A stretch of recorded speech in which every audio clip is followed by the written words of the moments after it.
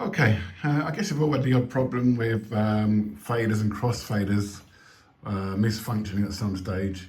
I've got over here a Pioneer DDJSB2 and I found as I was performing on channel number 2 that the functionality wasn't great and actually lost signal if I wobbled it left or right. You know, when you're DJing, you sort of put pressure on it, and this is what was happening. I was getting that signal coming and going. So I'm now going to strip it all down. I've taken off the first slider control. I'm going to do the second one over here, third one there, all of these, and then we can flip it and get to the other side and start working on the other side. So yes, this is my tear down and replacement of a fader for a DDJSB2 mixer. Right, the fade knob has got a central piece of plastic which is white in the middle. Need to get that released. I've tried from the right hand side, a little bit tricky. Trying from the left hand side now. I've put myself a little bit of material under here just to try and protect it. Protect the rest of the paintwork. Get across. Get your screwdriver underneath, a little bit of leverage under there. Here you go. Let's pop the whole way out. Try and make a note of which way round it went in as well. So that's done. Right, having got that lever out, there's another small lever on the inside, a little white piece in here. I'll try and film that as I get to it. And that you just need to push across to the left. Okay, push it over to the left.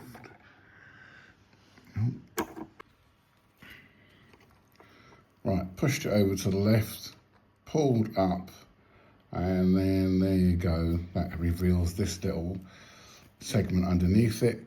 Now this is just kind of pushed on left and right, if I can get that a bit more visual, a bit more focused, and that just pulls off and that clip comes off. So remember which way round you had that as well.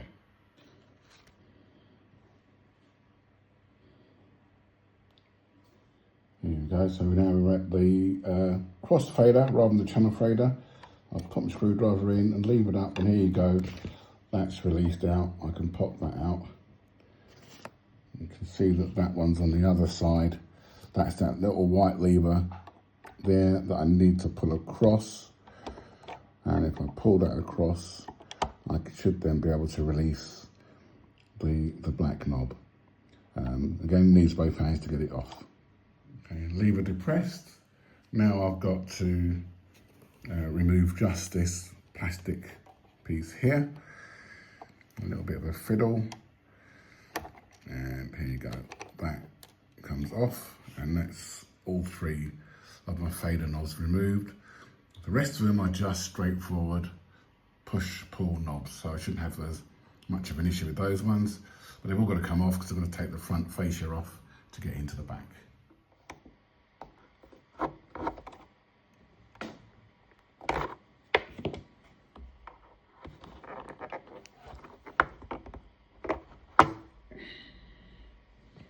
I've flipped the controller over now, inserting the screwdriver into these holes, a couple of turns, it loosens up, and you should get the screw to pop out. Might have to shake that one out.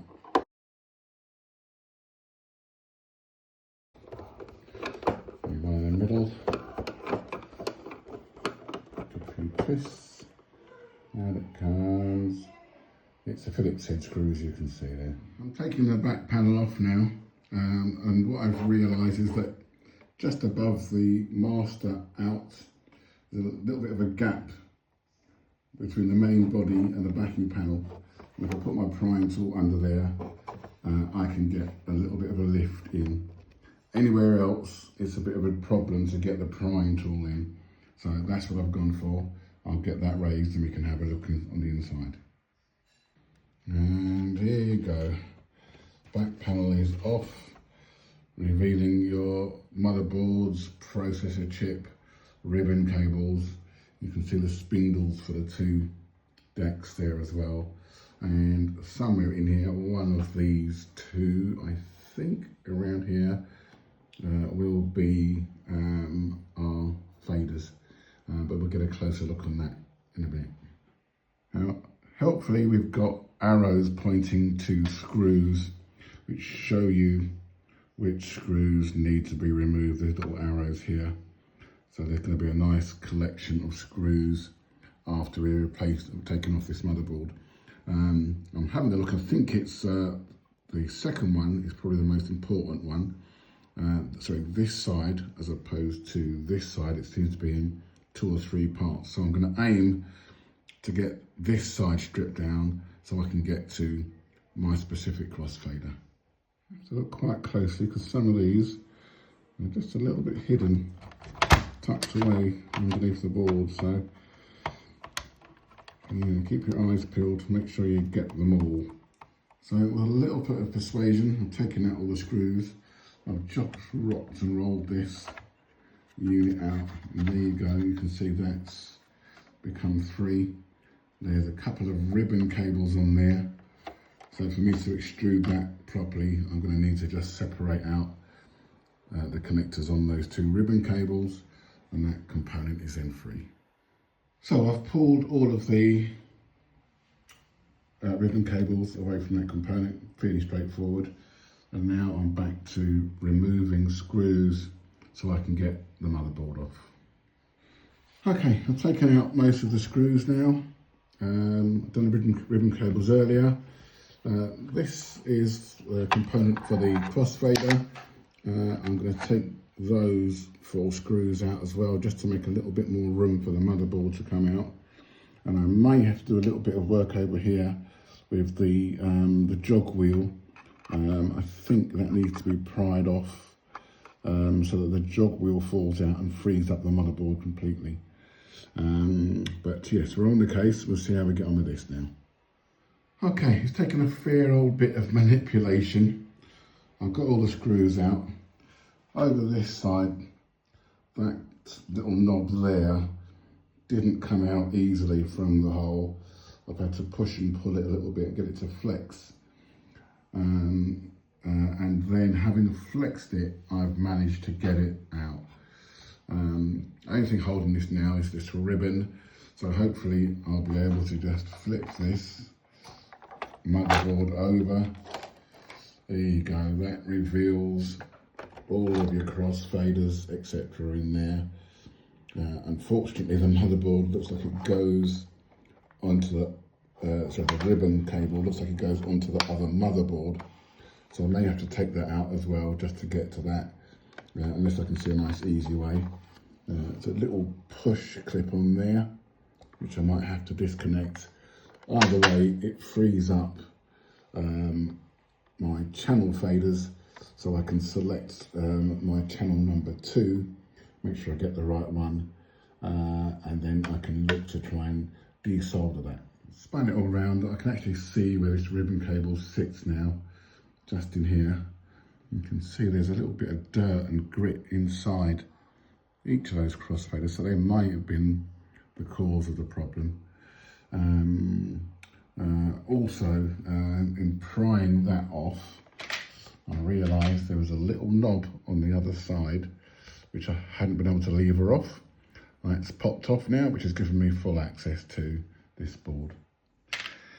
Okay, next steps.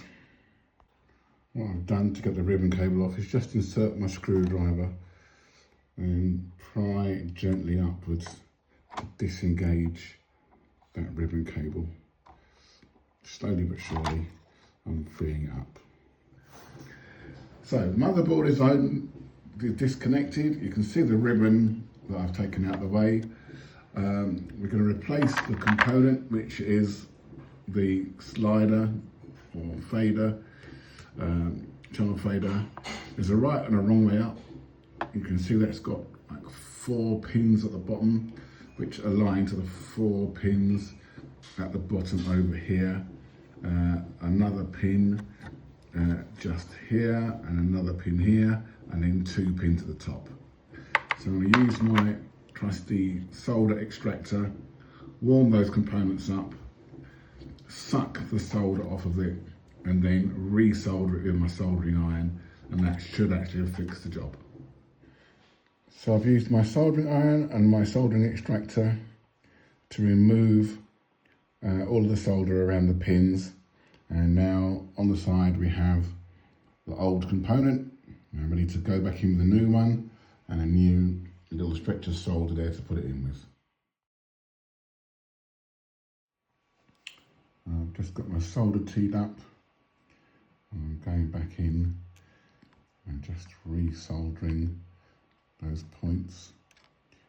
A bit tricky with the camera at the same time, but it's just a little bit gentle spot soldering going on. Trying to keep it accurate because we don't want it cross flowing onto one of the other components. And what I'll do is go around and have a quick clean up afterwards as well.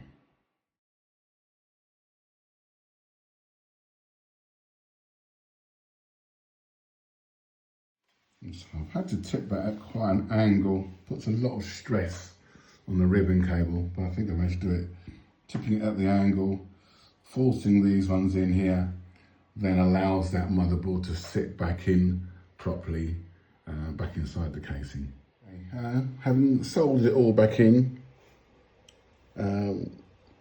quite tricky to be honest with you. Looks a bit messy because of the heat that's been applied to it. Not like it's fresh out of the factory or anything. So you can just see those 4 pins under there that I've soldered and got them up and running.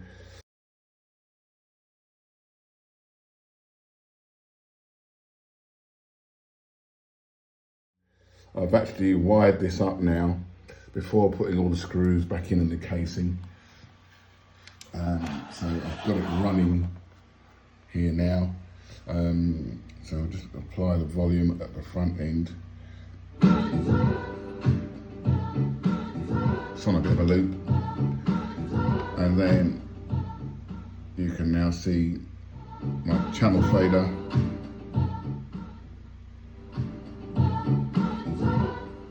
Is working. Even if I wiggle it up and down, it still works fine.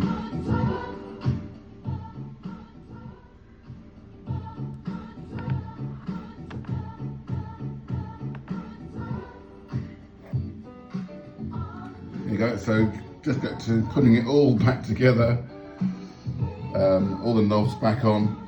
This knob up here, by the way, the browse knob, didn't come off initially, I couldn't prise it off, but it came off when I pulled the motherboard off. So just bear that in mind when you're dismantling it, that this one probably won't come off from the front end, but once you start to prise the motherboard off, it did pop off. I've just pushed it back on. Easy to note because it's the one that's got the single black top without aligning it. There you go, that's it. I'm going to finish it off, put it all back together and give it a bit more of a run, make sure everything else is working okay. DDJSB2 channel fader rebuild.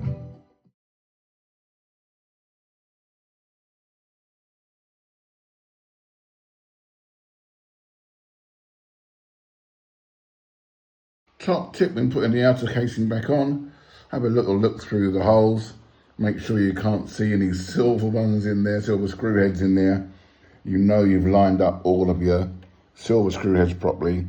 And then you can put the black ones in to finish off. Okay, all back together, all done. Jog wheels are working. All the buttons are back on, the knobs are back on.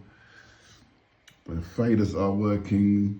I'll take my time and just check everything is as it should be, but I didn't really mess with anything other than this channel fader. I'll just put this one up. On a loop, channel 1, bring it back down. You can see that's nice and smooth, the sounds, nothing going on there. Come across with the crossfader, channel 2, also on a loop. No nonsense going on there now, nice and smooth, power's going on.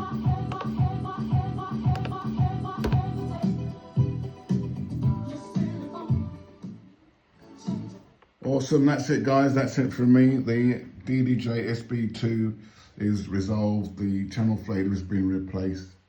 Thank you very much.